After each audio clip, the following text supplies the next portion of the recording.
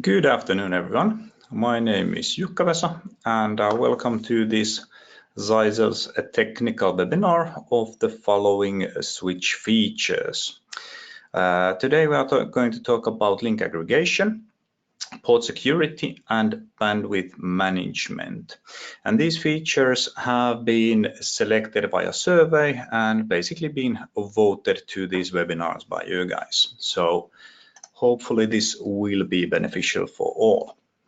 So without further ado, let's start with link aggregation. So link aggregation is a way for you to gain resiliency and more bandwidth between devices, being it two switches or switch and a NAS or whatever two networking devices that are able to combine different several ports together.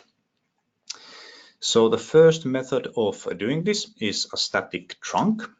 And static trunk is a group of ports acting as a one virtual link. You can have from 2 up to 8 ports combined as one virtual link.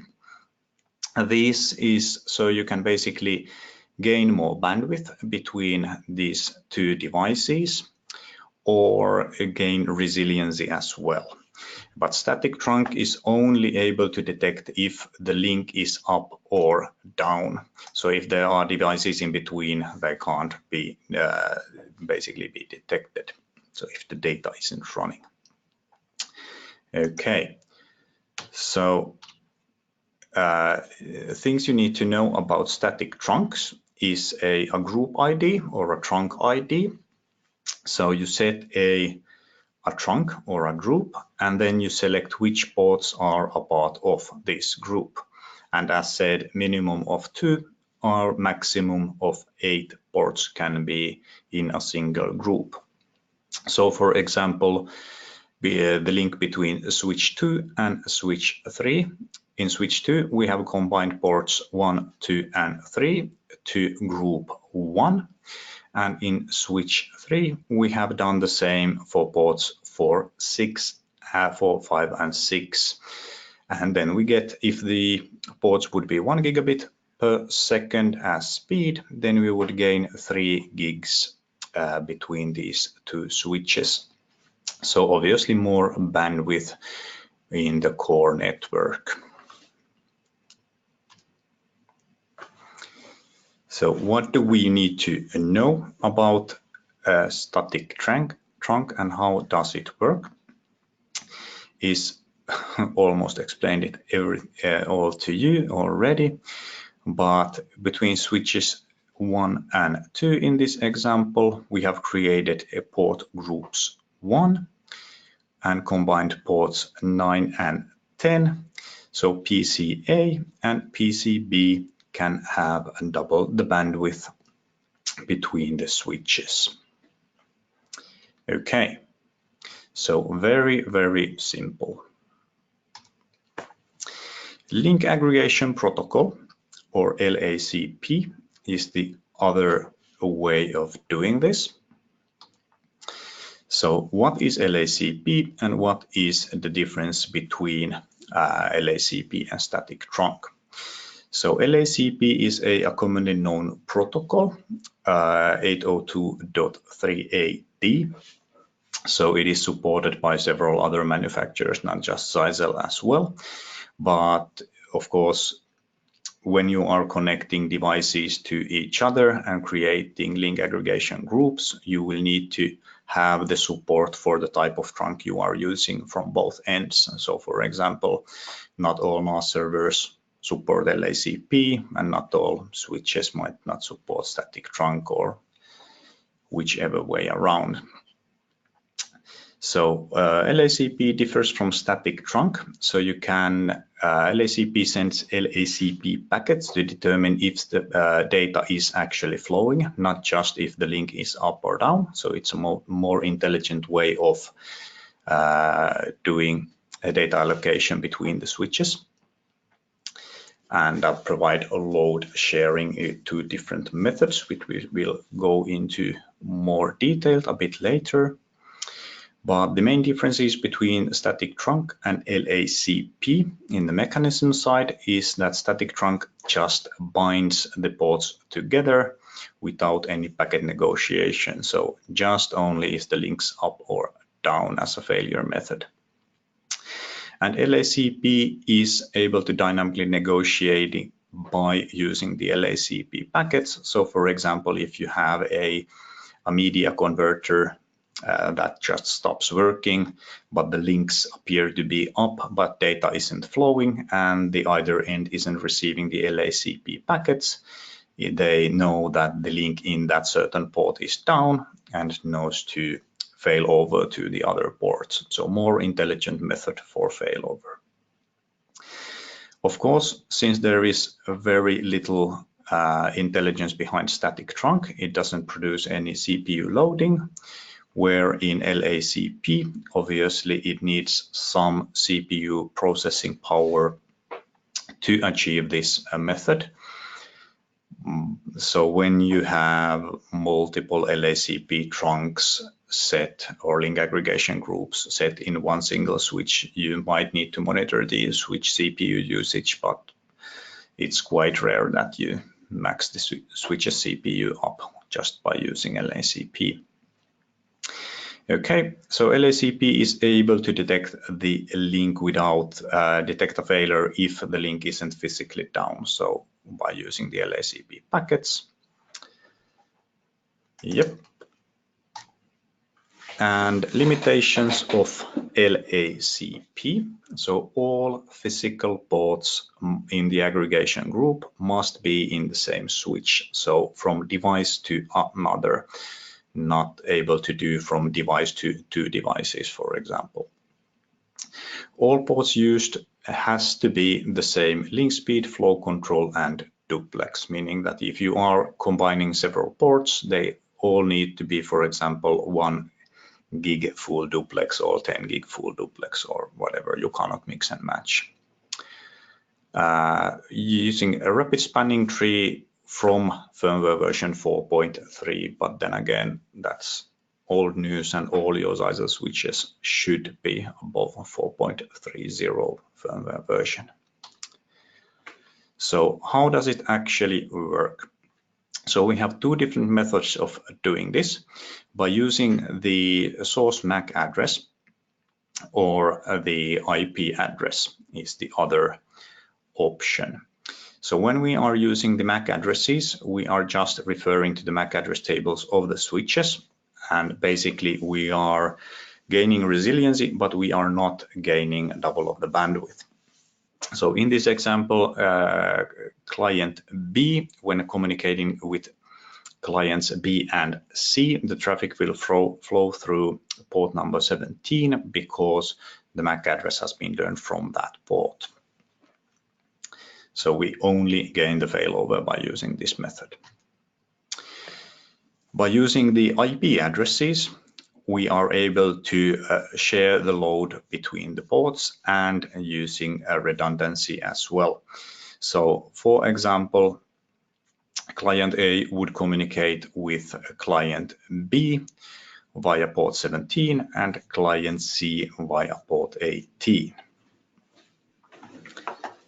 So fairly significant difference. All right.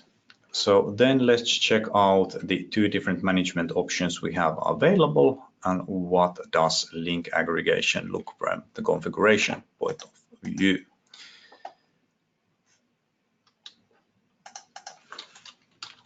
So first of all, let's check the standalone switch.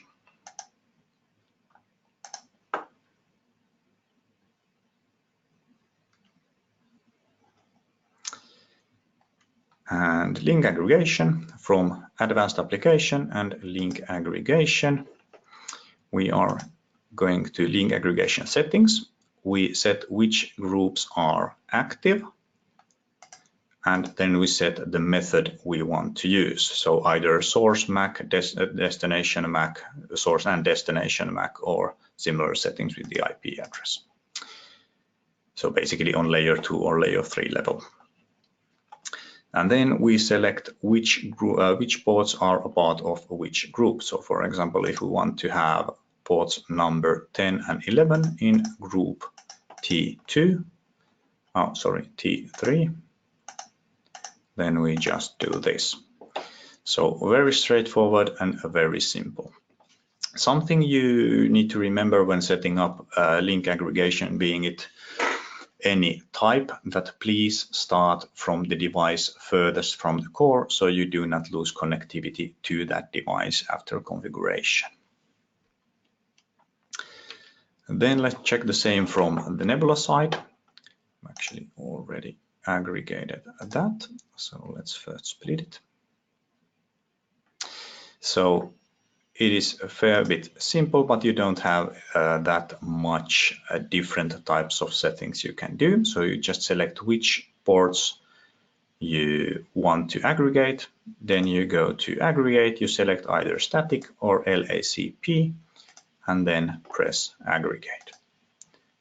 And that's it. Very simple to do from Nebula. And of course, from the switch port settings, you can find from switch configure and switch ports. Okay.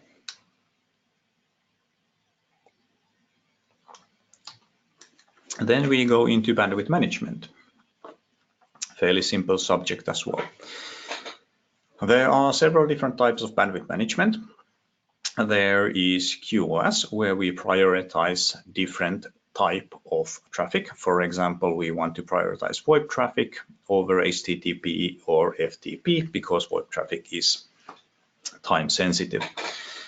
And of course, we need efficient bandwidth utilization, so we can limit the amount of bandwidth given to certain clients or certain ports, so not one client can consume everything. Or for example, if we have a port per room or apartment or something like that, then it might be due to the agreement we have with them if they have 50 megs or 100 megs of bandwidth at their usage. Okay.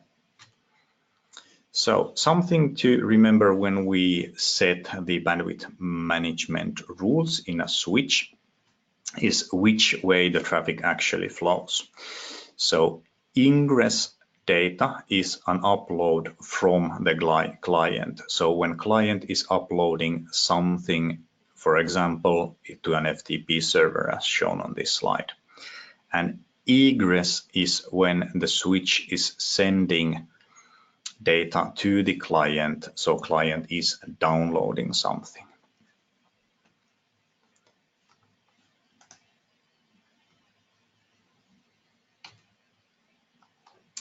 Okay, and the configuring is very simple. You just set it active on a certain port, and then you set the ingress and the egress limits of the data allowed through that certain port. Okay, so very straightforward. So let's once again check the live examples. So from Nebula, you just select the, wrong button.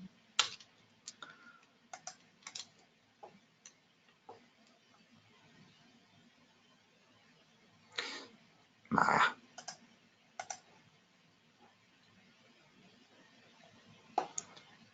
am all over the place today. So you select the port which you want to configure. Then you select bandwidth control, enable on the certain port, and then you set the allowed ingress and egress bandwidths. By default, it is set to 1 gig, but of course, by just reducing zeros, it's very easy to have it approximately to 100 or 10 megs or something like that. So setting up very straightforward once again. Then let's check from the standard switch. Let's go to advanced application and bandwidth control. you set the function active, and then you set it active to a certain port. And for example,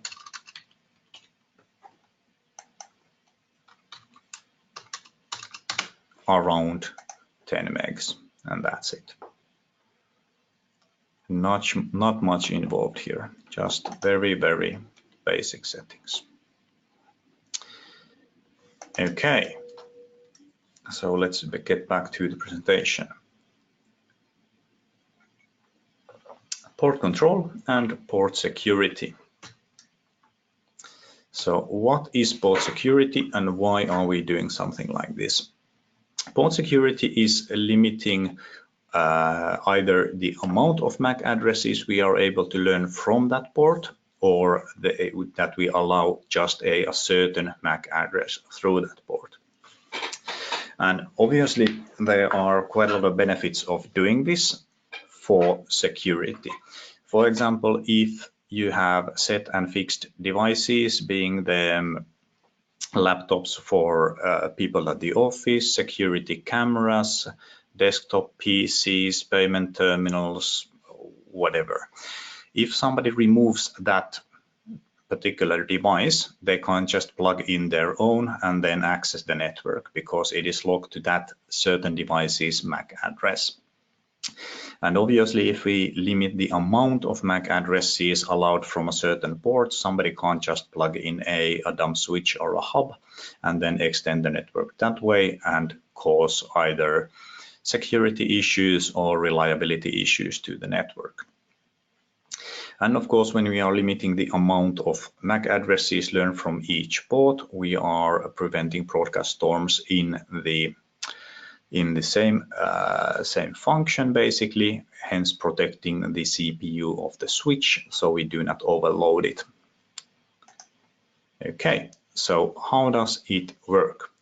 So in this example, we have set to switch 1 on the left hand side, we have no MAC address learning limit set, so switch is able to learn both PCA and PCB MAC addresses. And in the example on the right hand side, we have set the MAC address learning limit as 1, so the switch port 1 is only able to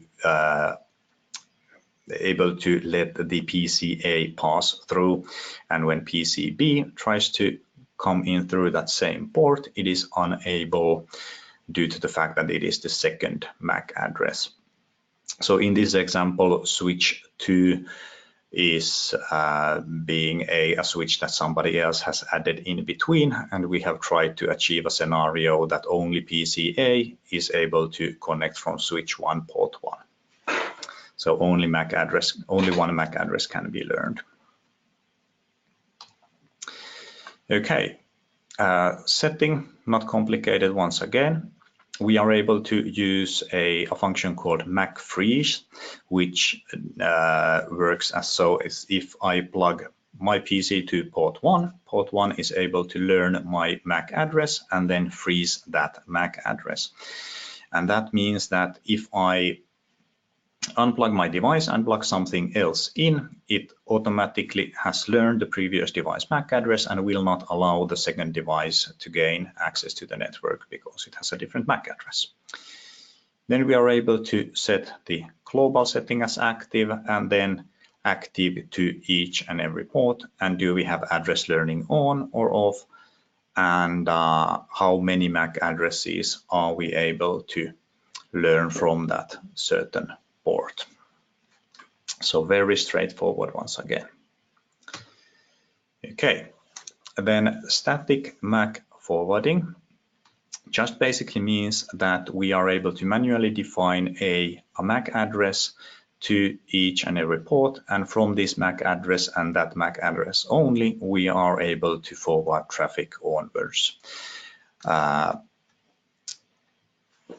Yes, quite handy if you know all the MAC addresses of the devices, and if you need to do some pre-configuration before you actually deploy the switch, but it is quite work extensive to manually input every device's MAC address, so it is just basically easier to use Mac freeze function to just plug in all the devices you want to have in that network, freeze those MAC addresses, and then set the learning limit as 1 and basically be done with it. Okay, so how to configure it? Very simple, straightforward. You give it a name, MAC address, a virtual LAN ID, which port are we connecting to, and then done. Very simple, straightforward. Okay. And then let's see how it looks on the configuration parts. So from standalone switch, we are able to go to port security.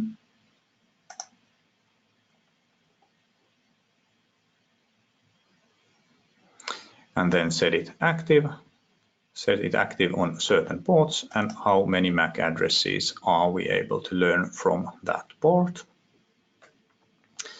And from static MAC address, static MAC forwarding, we are able to set the static MAC addresses of a certain device to a certain port, and only that device from that port is able to access.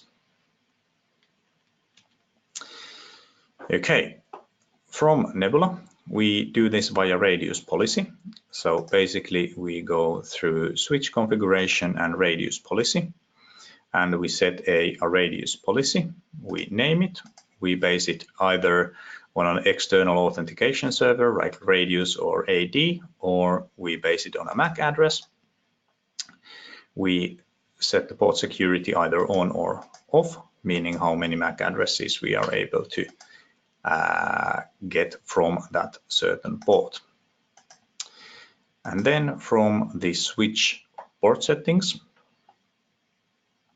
we just select the port we want to apply that radius policy to, and the port needs to be in access mode, meaning that only one virtual LAN is accessible from this port, and it is meant for end devices. And then we just select the radius policy we just created and update the port status. Very straightforward and simple once again. Okay. Then the last feature and topic of the day, broadcast storm control. So why do we need broadcast storms, and why do we have such a setting? And what is a broadcast storm? Let's start with that.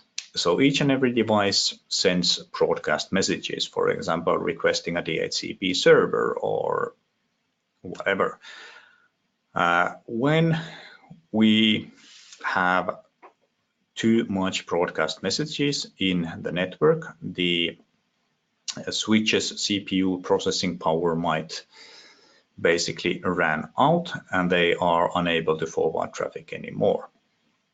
And the most common scenario where we see broadcast storms is that we have a loop in the network, meaning that the same broadcast messages are just repeating all over and over and over again. For example, in this slide we have a loop in switch 2, which causes a broadcast storm to happen on port 1 on switch 1. So broadcast storm control is the way to discard any amount of broadcast storm packets over the threshold. And something to keep in mind when using broadcast storm control is that broadcast messages do happen in the network, and it really depends on the size of the broadcast domain in your network, or the size of your network, how many broadcast messages is normal. So please keep that in mind when setting thresholds for broadcast storm control, because when you set that threshold, every packet above that threshold will be discarded. So let's first check what's normal for your network and then set the limitations. Okay, configuration. Once again, very simple, very straightforward. You set active on which ports, and then you set the threshold of a broadcast message, multicast message, or destination lookup failure packets. That's it. Okay, so once again, let's take a quick peek on how you set this up. First from Nebula, once again, port-based setting. So let's open up a port. You can set these thresholds. They are by default 100 packets per second, but feel free to define them however you want. And these are basically the threshold of your network currently. So if you see alerts in the logs of broadcasts being something, it is this value that you need to change. If you don't have any effect on the amount of broadcasts that you see on the network, so everything is okay in your network, but you still see error lines of broadcast storms in your network, meaning that you have a lot of broadcasts and you most likely need to raise the threshold for it being accurate. When you set storm control enabled on a certain port, it will disregard all packets. For example, if we have 200 broadcast packets per second, it will go up to 100 and then drop all the packets after that. So when setting broadcast limits, please be careful, because broadcast packets are there for a reason. Okay. So then let's check the same thing from a standalone switch. So once again, either advanced application and broadcast storm control. Very simple and straightforward.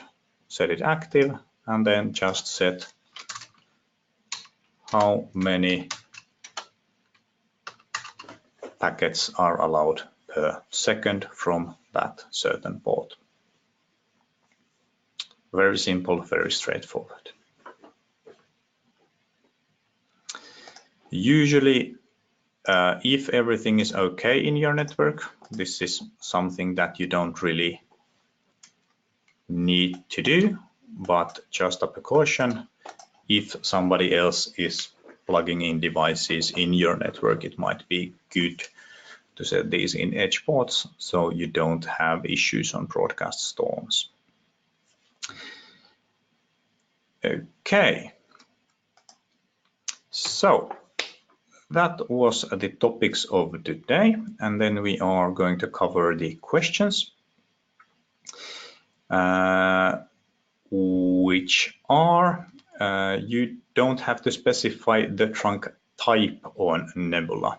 You can select either static or LACP, but for example, you unfortunately cannot set if LACP is considering the MAC addresses or IP addresses. So what happens if you set the threshold of broadcast limitation to broadcast storm limitation too low? Well, it will disregard packages broadcast that you would actually need. So for example, if you have set broadcast limitation to an uplink port to 100 packets per second, and suddenly you have 300 devices sending a DHCP request through that port, 200 of those DHCP requests will be just dropped. So only 100 devices will get an IP address through that port. Simple as that. So keep in mind the amount or the size of your network to set the accurate threshold that you actually need to set on that network. And usually the rule of thumb is that if you don't have an issue, you don't really need to set it. And if you set broadcast limitations, please start from the access ports and then work your way down. So usually you do not set broadcast limitations on uplink ports or to the core switch, but it might vary from a setup to another. I will keep the webinar running for few minutes if there are any more questions of the features we went through today. And this basically was the second of 2 technical webinars that I have done for Zyzel, and hoping to get some feedback if these are something you want to see in the future as well for different topics, different type of devices, not only switches but APs and gateways, etc. So small snippets of technical information on features that you might or might not use. All right, good. Thank you, Dennis. Yeah, I will keep the webinar running for a couple of minutes. If you have any more questions, feel free to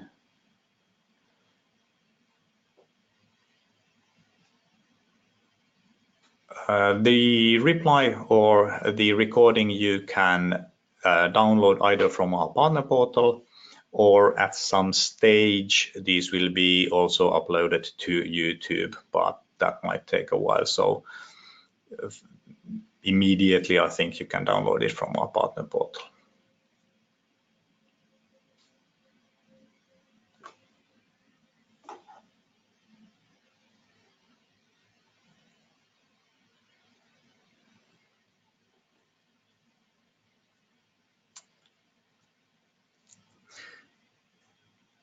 So we'll keep the webinar up and running for a couple of minutes. If you don't have any questions, I thank you for attending, and hopefully this was useful for you, and hope to see you in future webinars. And of course, if something pops in mind later on, you can just drop me an email to jukka@zyzel.com.fi, sorry, and I will reply then. Thank you.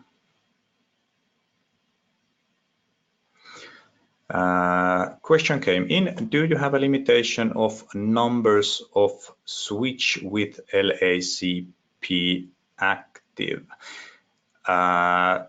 LACP is always from device to another, so you can't really transmit LACP through switches.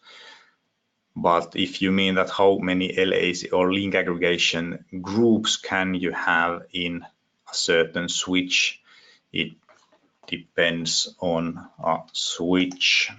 I am not really sure how many in Nebula, but let's, for example, see how many link aggregation groups we can have in the XGS 1930, and the answer is 12 in a single switch. Hopefully I understood your question correctly.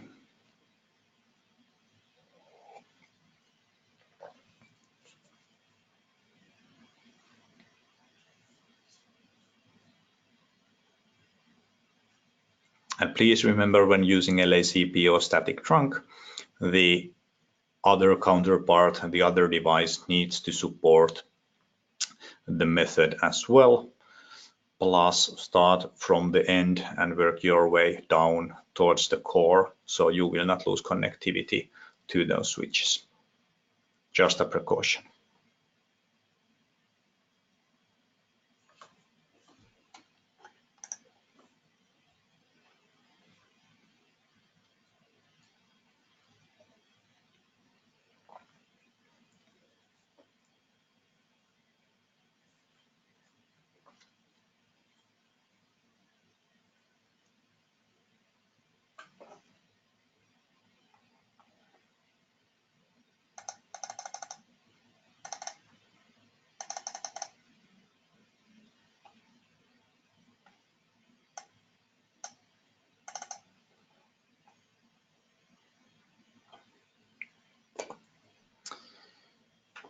All right, thank you. I'll shut down the webinar, but if you have any further questions, anything comes to mind afterwards, just feel free to send me an email and I will reply to you as soon as I can.